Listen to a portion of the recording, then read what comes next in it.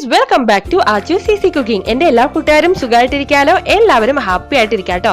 അപ്പോൾ ഇന്ന് നമ്മൾ ഉണ്ടാക്കാൻ പോകുന്നത് മീനച്ചാറാണ്. വളരെ ടേസ്റ്റി ആയിട്ടുള്ള മീനച്ചാർ നമുക്ക് എങ്ങനെ വീട്ടിൽ ഉണ്ടാക്കി എടുക്കാമെന്ന് നോക്കാം. അപ്പൊ അതിനു മുന്നേ നമ്മുടെ ചാനൽ ഇതുവരെ സബ്സ്ക്രൈബ് ചെയ്യാത്ത കൂട്ടുകാരുണ്ടെങ്കിൽ പ്ലീസ് ഒന്ന് സബ്സ്ക്രൈബ് ചെയ്ത് സപ്പോർട്ട് ചെയ്യണേ. തുടർന്ന് വരുന്ന ബെൽ ബട്ടൺ കൂടി ക്ലിക്ക് ചെയ്ത് ഓൾ എന്ന ഓപ്ഷനും എനേബിൾ ചെയ്യാൻ മറക്കല്ലേ കേട്ടോ. നമുക്ക് സ്റ്റാർട്ട് ചെയ്താലോ. അപ്പൊ അതിനായിട്ട് ഞാൻ ഇവിടെ 1 കിലോയോളം മീൻ എടുത്തിട്ടുണ്ട്. ഞാൻ കേരയാണ് എടുത്തിരിക്കുന്നത്. ദശയുള്ള ഏത് മീൻ വേണമെങ്കിലും നമുക്ക് മീനച്ചാർ ഉണ്ടാക്കാനായിട്ട് ഉപയോഗിക്കാം കേട്ടോ. ഇനി നമുക്ക് വേണ്ടിയിട്ടുള്ള ഇൻഗ്രീഡിയൻസ് എന്തൊക്കെയാണെന്ന് നോക്കാം.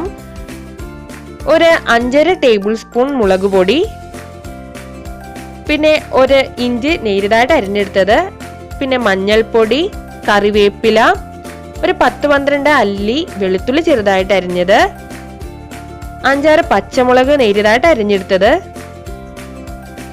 പിന്നെ ഉലുവ, ആവശ്യത്തിന് ഉപ്പ്, പിന്നെ വിനാഗിരി. ഇപ്പൊ ഇത്ര ഇൻഗ്രീഡിയൻസ് ആണ് നമുക്ക് അച്ചാർ ഉണ്ടാക്കാൻ വേണ്ടി വേണ്ടത്. ഇനി നമുക്ക് നമ്മൾ എടുത്തു വെച്ചിരിക്കുന്ന മീനിലോട്ട് 1/4 ടീസ്പൂൺ മഞ്ഞൾപ്പൊടിയും ആവശ്യത്തിന് ഉപ്പും പിന്നെ ഒരു 2.5 ടേബിൾ സ്പൂൺ മുളക് പൊടി കൂടെ ആഡ് ചെയ്തതിന് ശേഷം നന്നായിട്ടൊന്ന് മിക്സ് ചെയ്തെടുക്കണം. ഉപ്പും മുളക് പൊടി മഞ്ഞൾപ്പൊടി എല്ലാം നമ്മുടെ മീനിലേക്ക് നന്നായിട്ടൊന്ന് തേച്ച് പിടിപ്പിക്കണം. അപ്പൊ ഞാൻ നന്നായിട്ട് നമ്മുടെ ഉപ്പും മുളക് പൊടി മഞ്ഞൾപ്പൊടിയൊക്കെ മീനിൽ തേച്ച് പിടിപ്പിച്ചിട്ടുണ്ട്. ഇനി ഇതൊരു 10 മിനിറ്റ് നമുക്ക് മാഗ്നേറ്റ് ചെയ്യാൻ വെക്കണം. എന്നാലും നന്നായിട്ട് മുളക് ഉപ്പൊക്കെ നമ്മുടെ മീനിൽ പിടിക്കുള്ളൂ.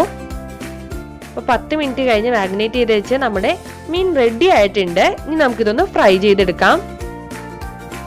അപ്പൊ അതിനായിട്ട് മീൻ വറുക്കുന്നതിന് ആവശ്യമായ എണ്ണ ഇട്ടതിന് ശേഷം എണ്ണ നന്നായിട്ടൊന്ന് ചൂടായി വരണം. എണ്ണ നന്നായിട്ടൊന്ന് ചൂടായി വരുമ്പോഴത്തേനും അതിലേക്ക് നമ്മൾ റെഡിയാക്കി വെച്ചിരിക്കുന്ന നമ്മുടെ മീൻ ഇട്ട് കൊടുക്കുക.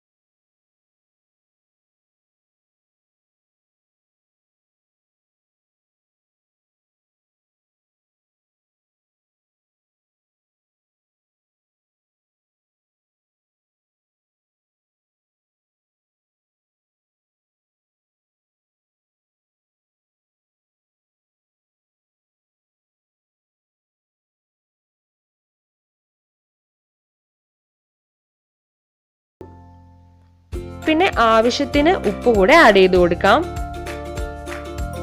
എന്നിട്ട് ഇത് നന്നായിട്ടൊന്ന് മിക്സ് ചെയ്യാം. മുളക് പൊടിയൊക്കെ നന്നായിട്ടൊന്ന് മൂപ്പിച്ചെടുക്കണം നമുക്ക്.